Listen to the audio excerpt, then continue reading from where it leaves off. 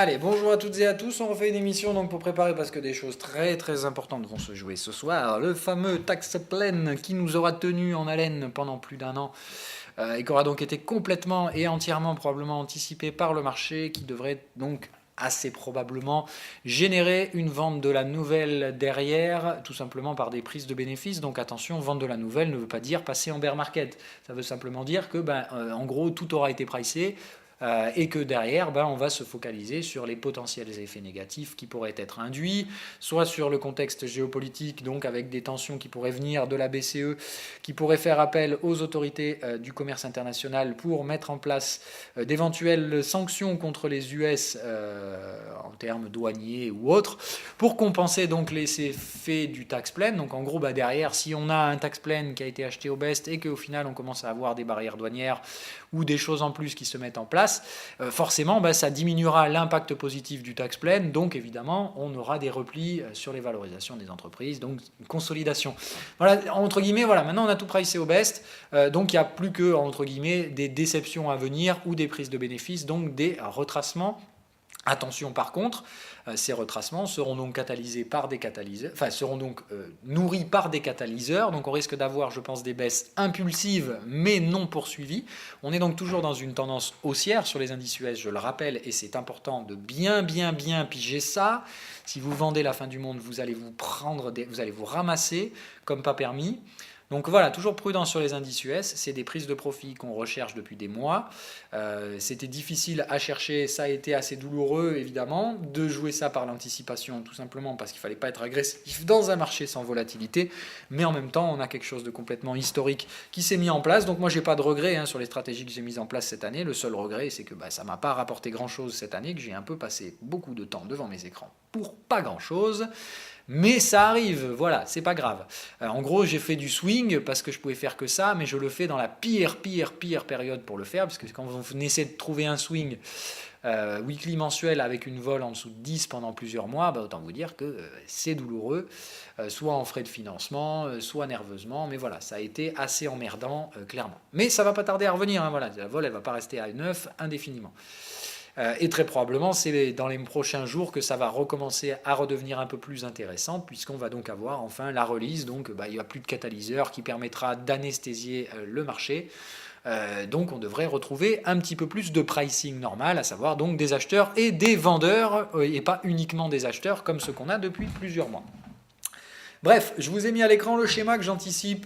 Maintenant, attention, je vous dis, c'est toujours très précoce pour imaginer ça.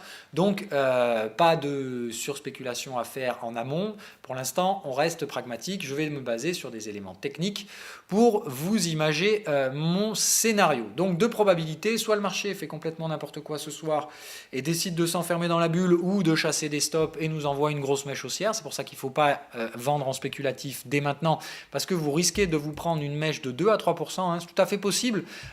Dans un marché qui est comme ça, on peut tout à fait avoir une fin complètement verticale qui ne dure que quelques heures. Si vous vendez là, il faut être prêt à vous tenir 2,60%, 2 à 3% de hausse complètement stratosphérique, liée à la faible volatilité, enfin la faible liquidité. En gros, explosion à la hausse en termes de volatilité avant, derrière, de partir à la baisse. Mais du coup, impossibilité de se positionner en amont. Pragmatique, pourquoi on ne peut pas le faire? Parce que la volatilité à 20 périodes est au-dessus de la volatilité 50 périodes.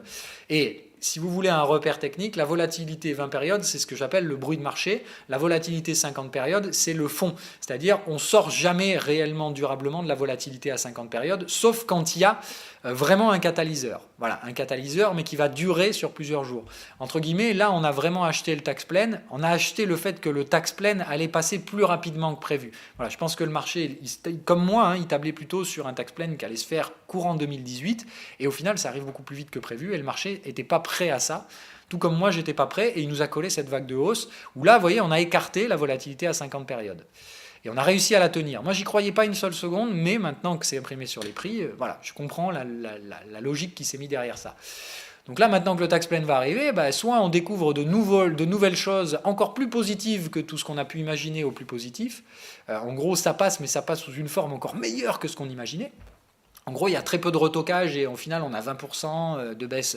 Enfin, on baisse à 20% et si on a vraiment le best, le marché peut tenter de continuer à verticaliser. Je vous dis, tant que cette vol à 20 périodes est au-dessus de la 50, c'est qu'on est dans une phase spéculative où le marché peut être soumis à des bruits. Voilà. Donc ça veut dire que là, la mèche de 2%, tout à fait possible ce soir, sur un marché faiblement liquide, boum, ça peut tout à fait se produire. Donc on ne vend pas agressivement, mais on recherche des retours vers les supports et des positionnements vendeurs. Des retours dans la vol 50 périodes et probablement donc retourner vers des volatilités basses à 20 périodes. C'est le premier objectif que j'ai. Moi ce soir, ce serait de voir une rebaisse très rapide. Voilà, on peut sans problème effacer tout un mois de hausse. Ce soir, c'est-à-dire un repli de 3 à 3,5%, tout simplement prise de bénéfice, un petit sell-off qui marque les prises de bénéfice. Et derrière, on n'enchaîne pas sur 7% de baisse, on fait 3% de baisse et on va grinder derrière de nouveau à la hausse pendant plusieurs semaines ou mois, jusqu'à début 2017, avant de retrouver un nouveau catalyseur baissier. En gros, probablement ici, soit la Banque centrale qui tape du poing, la BCE qui tape du poing, soit la Chine qui commence soit des tensions entre la Chine et les US, toujours, mais il faudra retrouver des catalyseurs. On pourrait avoir une première baisse, release du tax plan, derrière on grind, ici on commence à avoir des tensions où ça traîne un peu à la mise en place réelle,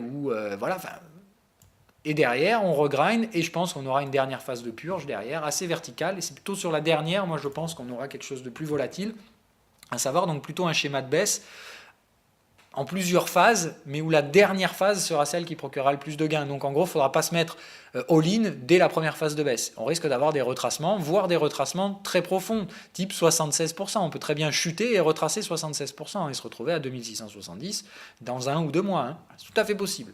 Donc ne pas oublier la case prise de bénéfice partielle à chaque fois qu'on revient sur des niveaux intéressants, des niveaux de support. Moi je dirais que là, en termes de pricing, le dernier niveau qui intéressera le marché se situe par là, entre la dernière résistance qui a été franchie. Je dirais qu'ici on peut retrouver tout simplement soit des vendeurs qui étaient restés là et qui vont ressortir, donc qui remettront des achats et qui soutiendront un peu le marché, soit on revient sur le support et on revient chercher des acheteurs sur le précédent support. C'était bullish, donc ici il y a un support. Il y a un soutien acheteur ici. Donc si les prix reviennent tester cet endroit-là, il faut de toute façon déclencher des achats, donc des diminutions d'exposition vendeuse. Voilà. Donc voilà, moi le schéma que j'ai sur les US, c'est plutôt ça. Un repli donc dans cette zone-là. Théoriquement, moi j'attends l'activation du trading de nœuds. Pour être pragmatique, on est dans un schéma de breakout haussier. On a fait la phase tendancielle qui a poussé à la divergence. Ici, sine wave donnait le exit, il fallait bien prendre ses profits ici. Derrière, tout petit retracement, pas de déclenchement de vente ici.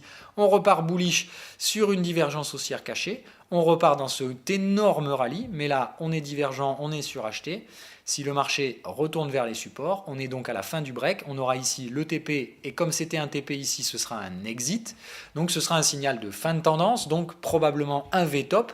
Et derrière, on ne reviendra plus casser cette résistance. Donc ici, on pourra avoir un exit, repli vers le support, puis ici bear, ici TP, rebear, et nouveau exit, et on repartirait à l'achat.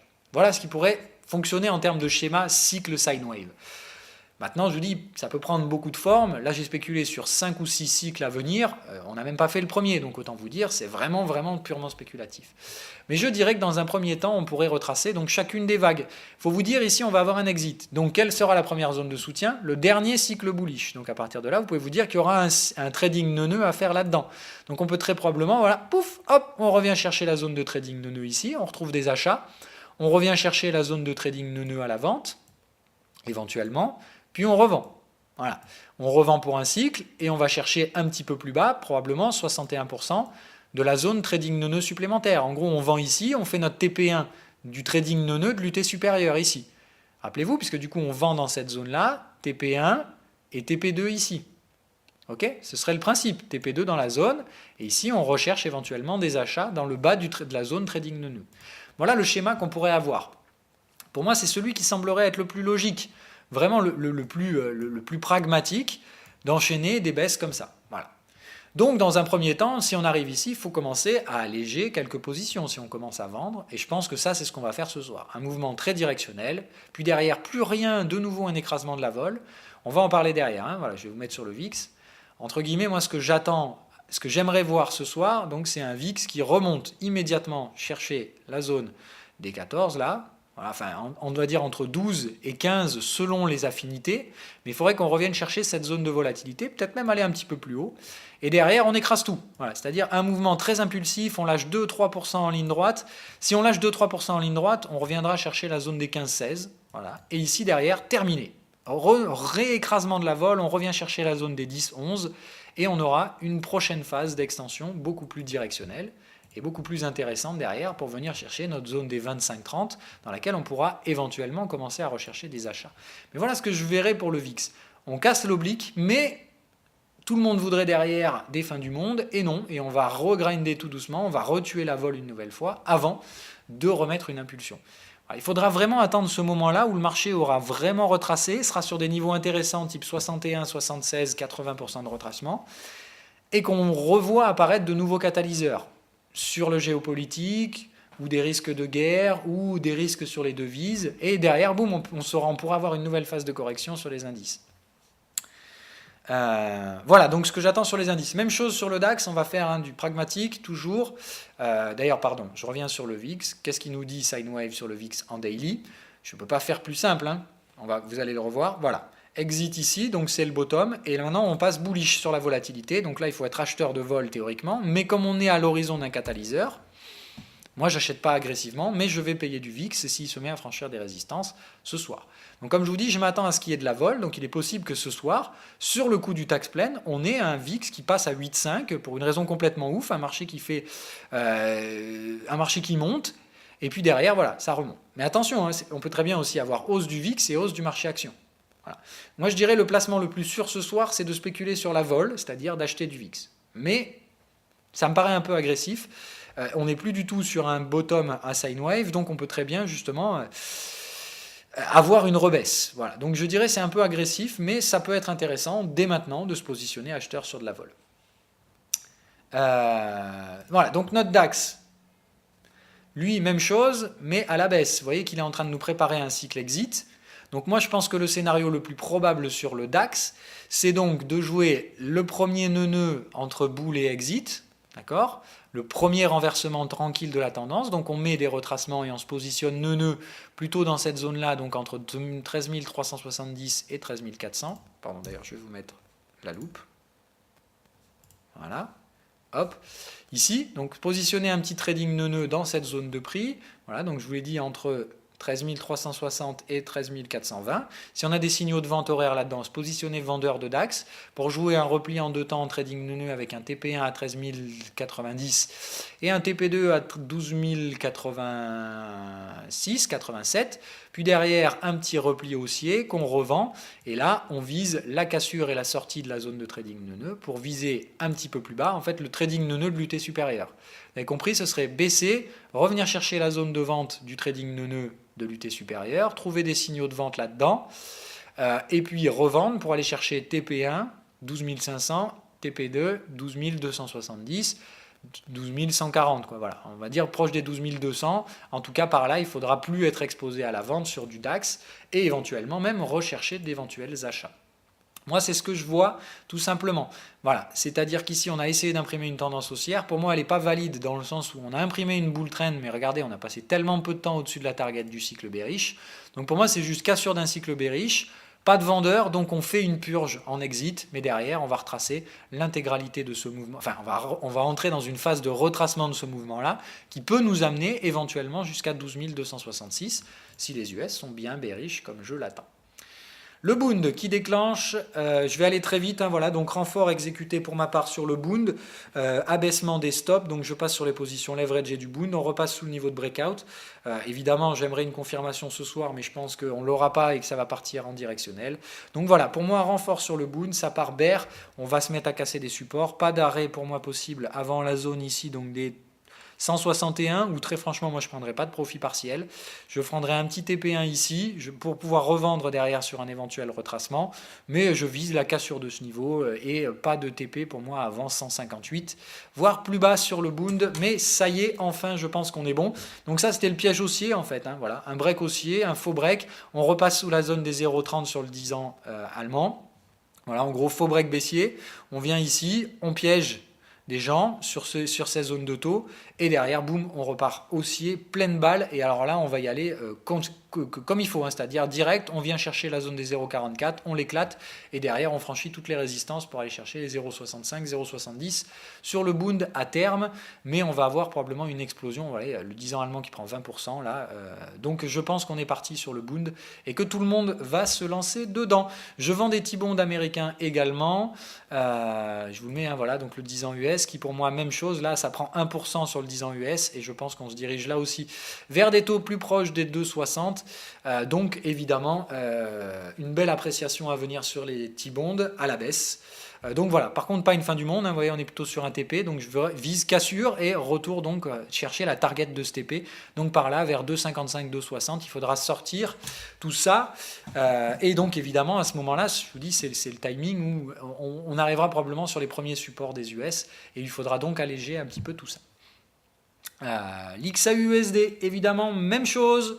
Le piège baissier qui s'est mis en place, donc je surveille deux scénarios possibles. J'attends que Sinewave s'imprime pour que vous compreniez le scénario que je mets en place là-dessus. Donc on a breaké l'oblique ici, Sinewave arrive, hein, il prend son temps. Ici, donc, on avait la combinaison du cycle exit plus bear sur le momentum, et le momentum n'a pas réussi à breaker. Ici, moi, je m'attendais à ce qu'on break ce truc-là, hein, voilà, à ce qu'on vienne breaker à la hausse.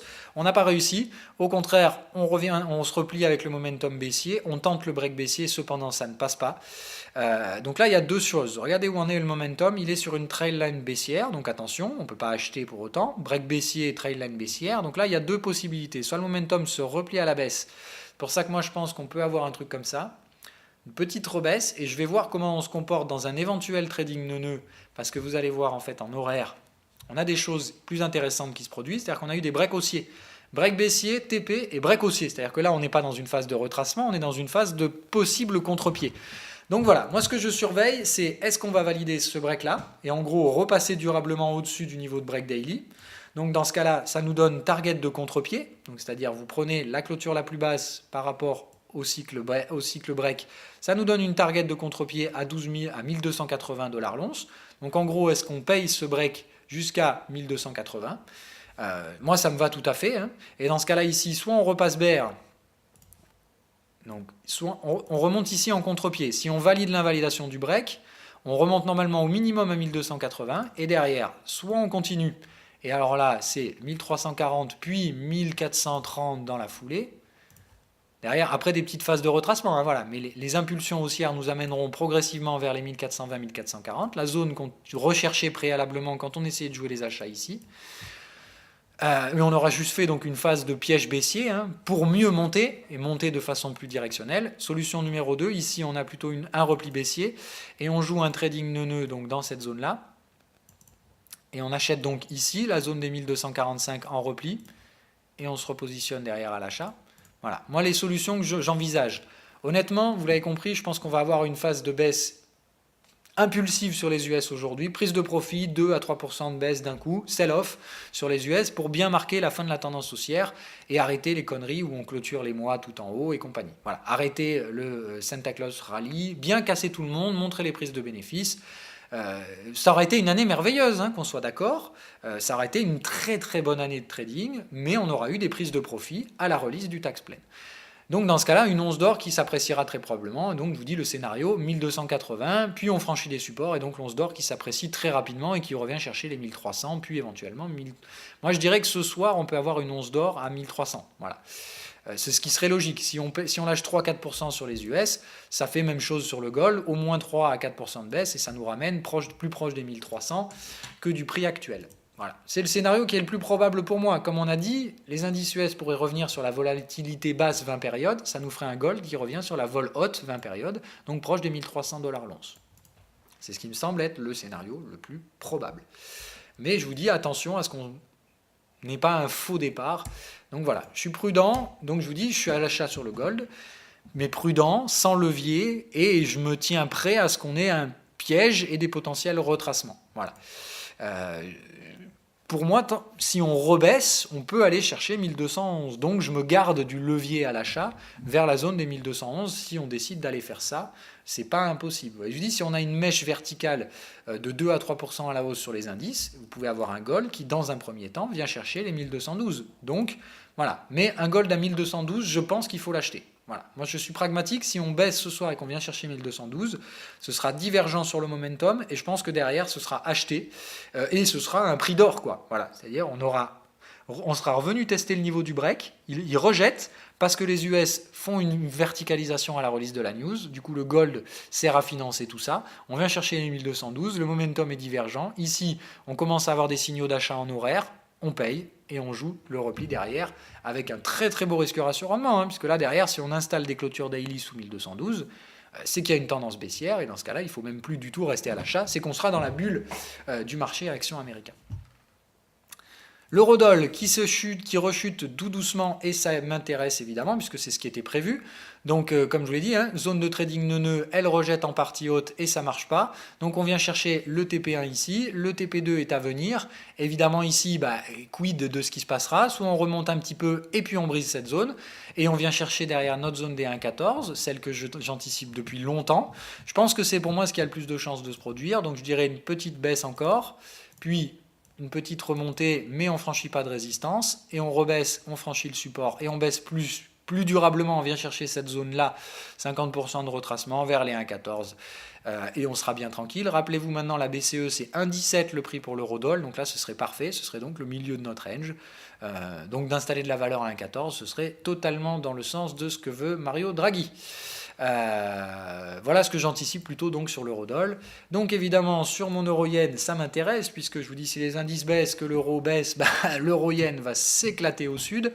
Donc là aussi je pense qu'après le temps qu'on a travaillé là-dedans, c'est probablement une zone de trading neuneux qui pourrait se mettre en place, donc avec repli au minimum jusqu'au premier niveau d'activation du trading neuneux, probablement glisser en dessous, parce que je vois qu'il n'y a pas de soutien ici avant, je pense, cet overlap là, donc je dirais on peut venir chercher un 125, on prend un profit partiel ici sur signal horaire, on laisse les prix retracer dans la zone de trading neuneux, donc dans les 129, 131, 132, pour rechuter dans la zone basse du trading neuneux avec un TP partiel à 122.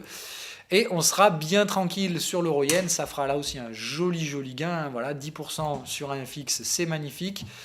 C'est mon prochain cheval de bataille sur le FX, l'euro-yen. Je pense que c'est là que tout va se passer si évidemment on active des replis sur les indices américains. Donc vous l'aurez compris, un euro-dollar qui baisse, ça permettra aux indices européens de moins baisser que les US. C'est le principe. Un petit peu moins baisser, d'amortir les phases de baisse sur les indices européens qui n'ont pas réellement de nécessité de baisser. On baissera techniquement à cause des prises de profit américaines, mais c'est haussier sur l'Europe, franchement, il n'y a pas à dire. Voilà, il ne faudra pas hésiter à acheter du DAX à la fin de la consolidation des marchés américains. La UDNZD, voilà, donc ça m'intéresse, on a breaké le cycle bullish, toujours pas d'installation de break baissier, donc on est bien tout simplement dans du trading de range, donc du trading neuneux, on cherche le bottom, ici on a un bottom potentiel, momentum qui signale une divergence haussière cachée, donc le prix relance, on est dans le bas de canal, on est sur la volatilité basse à 50 périodes, ça réagit à la hausse, donc probablement un trading neuneux. Donc à partir de là, ce qui m'intéresse, c'est qu'on valide ce signal-là, il faut qu'on revienne chercher les indices, puis dans ce cas-là, il faudra se repositionner à l'achat dans la zone de support ici pour jouer un retour dans la zone haute du trading neuneux, les 1,11 et éventuellement tenir des soldes haussiers si derrière on se décide à breaker l'oblique mensuel qui se trouve ici et à s'installer au-dessus. Et en ce cas-là, je vous dis, après c'est 1,20, 1,22, tous les niveaux stratosphériques qu'on en connaît, et donc avec l'appareil des hausses de 7 à 10% sur la UDNZD et de beaux gains qui pourraient venir. Donc voilà, moi plutôt haussier, mais pour l'instant j'attends de voir si on valide bien ce bottom, et pour ça il faut au minimum qu'on repasse au-dessus des indices 25 pour trouver un sentiment un petit peu plus acheteur et pouvoir commencer à se repositionner avec un petit peu plus de conviction et de levier sur la UDNZD. Pour l'instant je reste soft et sur des leviers d'anticipation assez modéré. Bon, je suis au-dessus du levier quand même sur la UDNZD parce que j'ai une très nette conviction, mais je suis plus sur un levier 4-5. Voilà, c'est réduit. Maintenant, j'attends qu'on valide les signaux pour repasser sur des leviers 4, sur des leviers type 3-4 sur la UDNZD qui correspondent à la conviction que j'ai sur ce marché. le Bitcoin. On termine là-dessus, je vous l'avais promis. Donc voilà, on arrive, je pense, sur la fin de la phase de verticalisation. Donc l'ouverture des contrats futurs qui a amené une diminution de la volatilité. Je vais m'exprimer assez simplement là-dessus. Qu'est-ce que j'entends par diminution de la volatilité? Eh bien, tout simplement, vous prenez ici la courbe, on exponentialise à la hausse, mais là, on est en train de freiner, c'est-à-dire que vous prenez la courbe à la hausse et vous vous dites qu'on est en train de faire la même chose, mais dans l'autre sens. C'est-à-dire que là, on est en train de resserrer le Ponzi, on est en train de créer des divergences sur le momentum, c'est très net. Je pense que le prochain signal, c'est un exit qui nous attend. C'est-à-dire, je pense qu'on en est à la phase ici, qu'on peut avoir là un petit repli et éventuellement une dernière poussée encore un petit peu folle. C'est-à-dire, vous voyez, un petit repli, une dernière poussée, mettons 21-22 000, et derrière, plus de jus. Vous voyez, en fait, vous prenez cette courbe, vous la prolongez comme ça. Voilà, et vous vous dites, je pense qu'on peut avoir un truc dans ce style-là. Voilà, il faut bien vous imaginer les courbes exponentielles, mais dans l'autre sens. Voilà, alors avoir un truc un peu comme ça. Voilà, on part d'ici, hop, et on commence là à perdre un peu du jus. J'essaie de trouver, hein, voilà. On fait mumuse, hein, mais voilà, comme je vous dis, c'est toujours un peu pareil. Ça reste hautement spéculatif, ces conneries-là. Voilà, un truc un petit peu comme ça, entre guillemets. On viendrait là plafonner un petit peu plus haut, repli vers le support, on monte ici, ça plafonne, et on arrive à la zone d'effondrement du Ponzi, c'est-à-dire là où le soutien haussier n'est plus suffisant, le soutien baissier le soutien haussier manque, le soutien baissier commence à arriver de plus en plus, et derrière, on se dirigera dans la phase d'éclatement de la bulle en deux temps. Premier repli vers des supports, petite purge, et derrière, grosse phase de baisse, éclatement de la bulle. Je note comme niveau charnier la zone des 15 000. Pourquoi je note ce niveau? Parce que c'est le niveau sur lequel on a introduit ces produits dérivés, les futurs. Alors il n'y a pas un gros volume qui est traité sur ces futurs, mais ça a un niveau psychologique. C'est le moment où effectivement cette liquidité va réduire. Vous voyez que depuis que c'est arrivé, au lieu d'exponentialiser le mouvement, on est plutôt en train de réduire et de créer des divergences baissières. Donc là, je dirais repli vers un support, on revient chercher la trail line, on repousse une nouvelle fois la hausse, on vient chercher un exit comme on l'a fait précédemment à chaque fois. Et derrière, on vend cet exit. Donc en gros, un petit truc comme ça. Voilà. Là, on purge, on revient vers un support. Pourquoi pas les 15 000? Ce serait bien de les marquer, justement, de bien donner une récurrence à ce niveau-là. Une dernière petite poussée haussière, un peu de la dernière chance, mais complètement divergente, hein, c'est-à-dire pas un truc vertical, un truc qui monte lentement, lentement. On parvient quand même à franchir, tout le monde s'extasie.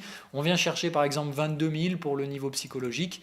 Et derrière, on rentre donc dans la phase A, c'est-à-dire on va casser le support qu'on avait fait précédemment, on retrace, et puis on fait la vague BC qui va de façon tendancielle beaucoup plus loin et beaucoup plus bas. Voilà, entre guillemets, vous shiftez ça ici et vous dites qu'on fait un truc plutôt comme ça sur le Bitcoin et on revient chercher les précédentes zones de valeur, donc soit sur les 6000, soit carrément les 3000 si on a un vrai effondrement du Bitcoin. Moi en tout cas, je ne l'achète pas durablement à long terme tant qu'on n'est pas sur ces 6000 ou ces 3000, mais évidemment sur ces zones-là, avec des achats, avec des signaux acheteurs, ça peut m'intéresser de réouvrir un wallet Bitcoin, mais ça vous le savez déjà. Donc voilà, je pense qu'on peut aller un petit peu plus haut sur le Bitcoin, tout simplement si vous regardez, en fait, à chaque fois, Momentum a trouvé les sommets. C'est-à-dire que Sine Wave a toujours été un peu à la ramasse en termes de cycle. Par contre, le Momentum, lui, a toujours été top. Exit, pouf, sommet, retracement. Exit, sommet, retracement. Exit, sommet, retracement. Exit, sommet, retracement. Donc je me dis, si on a un nouvel exit, ce sera probablement notre dernier sommet. Et vu la verticalisation derrière, je vous l'ai toujours dit, les phases de bulle, l'éclatement d'une bulle, ça ne se fait jamais vertical, vertical. Ça se fait toujours vertical, réduction, réduction, réduction, puis vertical à la baisse, mais doucement. D'abord, il faut écraser la courbe. Et c'est un Ponzi. Les Ponzi, ça s'éclate toujours comme ça. C'est en gros, on monte de façon exponentielle, toujours plus d'acheteurs pour soutenir les gains des acheteurs précédents. Donc le flux arrive dans le marché, puis d'un coup, on commence à trouver les opposants, les vendeurs, il n'y a plus de flux haussier, et d'un coup, tous les acheteurs sortent, et tout le monde est vendeur. Du coup, le marché rectifie complètement toute la phase de permabulesque, enfin toute la phase bullesque, et on revient sur les zones où on avait des vendeurs. Là, on avait bien des acheteurs et des vendeurs, donc pour moi, si on rebaisse sur le Bitcoin, c'est vers cette zone-là qu'on se dirige. Donc après 22 000, ça fait une chute de 80% sur le Bitcoin. Potentiel, toujours pareil. Voilà, c'est toujours des si. Donc attention, il faut déjà que les étapes précédentes soient validées pour passer à chaque fois à la suivante. Mais mon job, c'est d'aller toujours le plus loin possible dans l'anticipation, donc je vous présente mes scénarios. Voilà, on a fini. Je vous souhaite donc d'un agréable trading ce soir, éventuellement cette nuit si vous êtes avec moi. On pourra voir éventuellement à faire un petit trading live. Pourquoi pas, hein, voilà, puisque de toute façon, là, je suis serein sur tout ce que j'ai anticipé. Donc, je pourrais éventuellement, devant vous, déclencher l'ensemble des scénarios, puisque, voilà, là, il n'y aura pas de... voilà, on ne fera pas de scalping, hein, qu'on soit bien d'accord, mais on pourra déclencher ces ordres swing en même temps sur les comptes professionnels, si vous le voulez. On verra ce soir, voilà, si je m'ennuie et que c'est intéressant sur les marchés, on pourra faire un trading live, éventuellement, cette nuit, pour ceux qui seront noctambules. Voilà, voilou. Donc, si je vous résume... Pardon, il y a le gaz, on en a parlé, je ne sais plus. Est-ce qu'on a parlé du gaz ? Je sais pas. Alors, je vais en reparler si on n'en a pas parlé. Donc, le gaz, voilà, pour moi, le schéma qui domine, c'est donc tentative de break haussier, celui que j'avais tenté de prendre, et qui me semblait très, très prometteur, qui n'a pas porté ses fruits. On est repassé sous le niveau de break, on est venu chercher au pied près le contre-pied sine wave. Sine wave vous donnez la target du contre-pied. On est venu le chercher, ce qui fait que tant qu'on était au-dessus ça restait potentiellement haussier. Derrière, on est donc remonté ici sur la nouvelle phase de hausse que j'avais de nouveau acheté. Et puis le marché a rechuté, toujours pas réussi à refranchir la précédente résistance. Installe un break baissier, mais ne parvient pas là non plus à rester baissier, puisqu'on a un momentum divergent ici.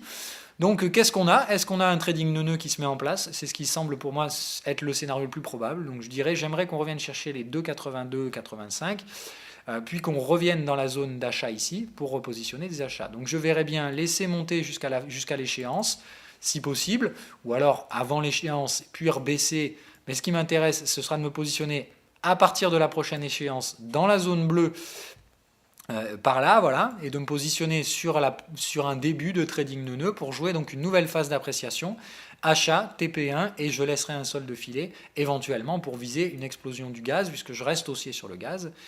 Mais voilà, on voit bien que le marché ne veut pas, puisqu'on avait tout ce qu'il fallait pour monter ici, et le marché ne veut pas, donc on peut avoir une zone de trading neuneux ici avant d'y accéder. Donc il sera nécessaire de prendre un profit partiel de type 50% dans la zone des 3,07 ici, si on achète vers les 2,70. Ça fait un très beau gain encore, hein, un beau gain de 15%, avec plus si affinité derrière évidemment, mais il faudra sécuriser ce gain, parce qu'on est dans un marché qui a un peu de mal à évoluer.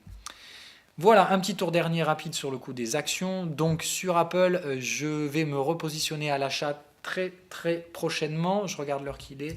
Voilà, la session US qui clôture le gap, mais à moins évidemment que ce soir on reparte à la baisse. Toujours à la vente, hein, sur Apple, pragmatique, hein, mais je me garde du levier sous le coude pour renforcer à la vente dans cette zone-là. J'aimerais bien qu'on termine le schéma break, bull, end, type exit ou TP ici. On avait un TP là, donc ce sera un exit. Voilà, donc j'aimerais bien un exit derrière pour me positionner sur Apple dans cette zone de prix, sur signal horaire. On est déjà là potentiellement en train de lancer ce qui pourrait être une divergence cachée sur le momentum. Donc je vous dis, si ça chute, c'est tout bon. Et ça voudra dire qu'on ira casser le cycle bullish. Sinon, on continue de monter tout doucement, on vend ici, et derrière, ça ira tout seul. Mais voilà, le fait qu'on clôture le gap ici, ça veut tout dire. Soit ce soir, on repasse et on reclôture sous le gap, et dans ce cas-là, ça, c'est une structure d'invalidation. C'est-à-dire en gros on aura méché à la hausse au-dessus de l'oblique, mais c'est un faux signal, c'est un bull trap, et on reprend à contre-pied derrière les acheteurs, et on vient clôturer ce gap ici, c'est-à-dire ça repassera baissier jusqu'à 157, et j'encaisserai un très beau gain, longtemps après, hein, mais j'encaisserai un beau gain. Sinon, voilà, on monte un peu, je vends plus agressivement ici, mais dans ce cas-là, si on vient chercher le exit, on ira un petit peu plus profondément, probablement chercher les 156. Sur Tesla, je vais revendre. Voilà, hein, je suis sorti, je vous l'ai dit, sorti sur Tesla. Je vais revendre ce cycle bearish. Pas maintenant, puisque là, on a le momentum qui est scotché au plafond. Donc, même chose, hein, soit ça rechute, je revends Tesla. Donc, j'en revends un petit peu, si vous voulez, aujourd'hui, agressif, parce qu'il y a le catalyseur. Mais j'aimerais bien qu'on pousse à la divergence, qu'on vienne chercher l'écart type 50 périodes, qu'on se positionne, par exemple, vers un 355-356, avec une divergence de momentum, au sein toujours de ce cycle bearish. Donc, je ne veux pas qu'il y ait un breakout haussier. Je veux qu'on reste on peut aller au-dessus du cycle BR, chercher le 50 périodes, chercher une divergence de momentum parce que là on est scotché au plafond. En gros, je voudrais bien un marché qui rebaisse, qui vient clôturer le gap, puis qui remonte à la divergence, et derrière je lui recolle un bon gros short. Alors là, cette fois, on va viser bas, hein. C'est-à-dire que là, si on revient ici et que ça chute, je vise derrière un 230 sur Tesla, hein. Donc une vraie grosse chute de 30% sur Tesla. Je pense que c'est une action qui va se faire dézinguer si on a une phase de correction US. Nvidia, même chose, hein. Voilà, je reste à la vente, mais pour l'instant, je ne renforce pas sur Nvidia. Les autres ne m'intéressent pas. Amazon, surtout pas à la vente. Morel et Prom, donc je suis à l'achat. Mais timide. Moi, j'ai racheté un peu plus haut, donc j'ai payé sur 52, je crois. J'attends, voilà, j'aimerais bien maintenant. Validation, il faut repasser au-dessus des 3,61. Et ce sera un petit peu plus intéressant. Tout simplement, moi, je me positionne sur un trading de nœuds, hein, c'est-à-dire, hop, voilà. Toujours pareil, hein, j'applique cette stratégie stupide mais intéressante qui ne demande pas de trop se prendre la tête. On est revenu chercher cette zone-là, donc moi j'ai racheté ici.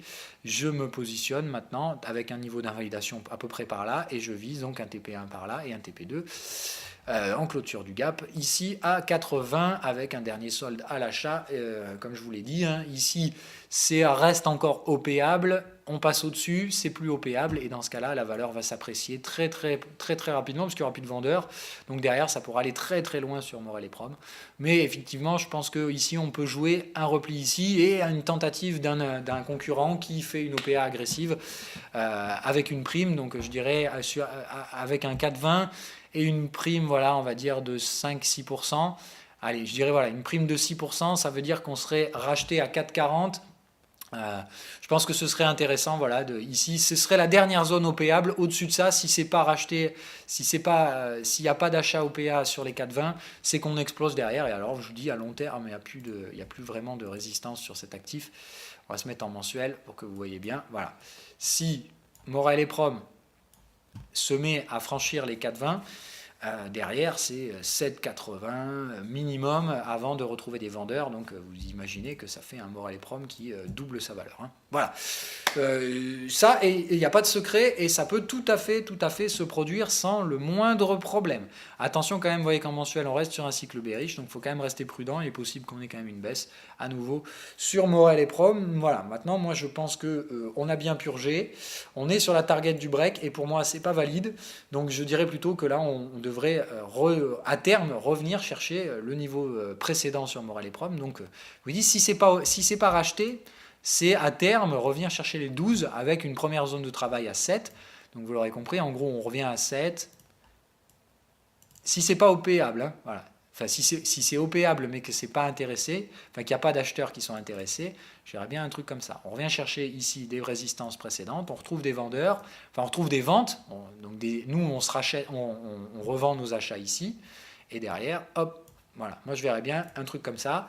Alors là, ce sera vraiment intéressant donc, de prendre nos profits ici, racheter ici à très bon compte avec des stops payés par les achats et des gains encaissés et aucun risque de perte. Et derrière, on essaie de jouer une grosse phase de hausse ici sur la phase où le pétrole pourrait éventuellement aller chercher donc les 80. Les 80. Et après, un pétrole à 80, Morel et Prom, il faut sortir, c'est clair. Mais je pense qu'à ce prix-là, Morel et Prom, enfin avec un pétrole à 80, Morel sera de nouveau, je pense, sur des 12 euros sans trop de problème. Allez, bonne peut-être à ce soir, sinon à demain. Et je vous souhaite donc de bons trades et une agréable soirée.